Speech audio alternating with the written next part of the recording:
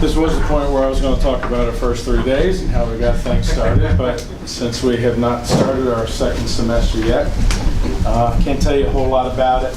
I was going to do an enrollment report after the first 3 days. We'll give you a listing of what we have in the classes the next time.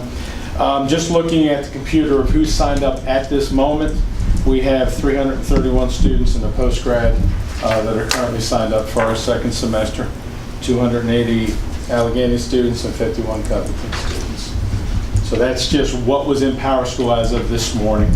I know that there's one that's not in there that's supposed to be, because I had a counselor talk to me the day before the closure started about a student, so that student was not on the list yet. So things will change within the first 3 days. Usually after 3 days, things settle down. Usually give the kids 3 days to make changes. If they walked into a class that decided, I really don't like that, let me try this. Work kids around as you can, but we will see. We'll see that the next time to let you know what we have. So, any questions on that line? The building looks good and cleaned up. Oh, thank you. We got it all set and cleaned up, ready for the students to come back. So. The next thing that ties in sort of with an enrollment report is our SEDF report. These two reports should be close to the same, but because all the information comes out on a specific date, what's going to be second semester may not be accurate in this report. But at this point in time, that's what's there. And then at the end of the year, new information goes in and has things added to it. But with this report,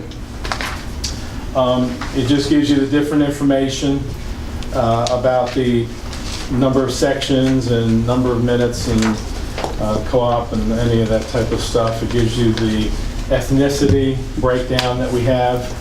This is newer. The way this page looks is different than what we've had in the past. They've started making things look a little bit different than we did have. And then we get to the areas that we are used to, where you have your non-traditional. You get to see the different programs that are considered female non-traditional, male non-traditional. And you see the number of students in those and the percentage of the students that are there for the male and the female non-traditional. I will tell you that our female non-traditional at this point is 18.65%, and the male non-traditional is 15.19%. And when you add that together, it's 17.98% non-traditional that we have. And then the final couple pages is just a breakdown of the classes.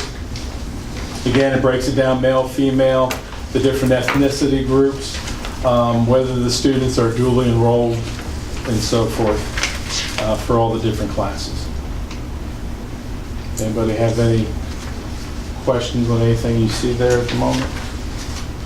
I don't know if some of you know, because I talked to you, we had a water main break the county did up above us near a fire hydrant up in the field there, and it covered 3/4 or 2/3 of our parking lot with ice, and it took us a job chipping that away. I will commend Jimmy Fridley. He was here helping us with things.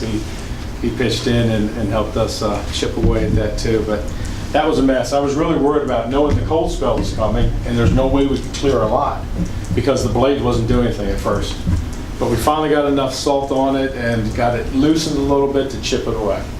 Yeah, so that was our excitement over the time at the end of last week. So no issues with cold weather with the building? We haven't had any issues inside the building. No. We got close to running out of gas, and we got to make sure, with as cold as it was sucking it out that much faster. So we got to make sure we step up our monitoring of that, keep our eyes on that all the time. So, but no issues in the building. We've been good. You can feel it's pretty warm in here.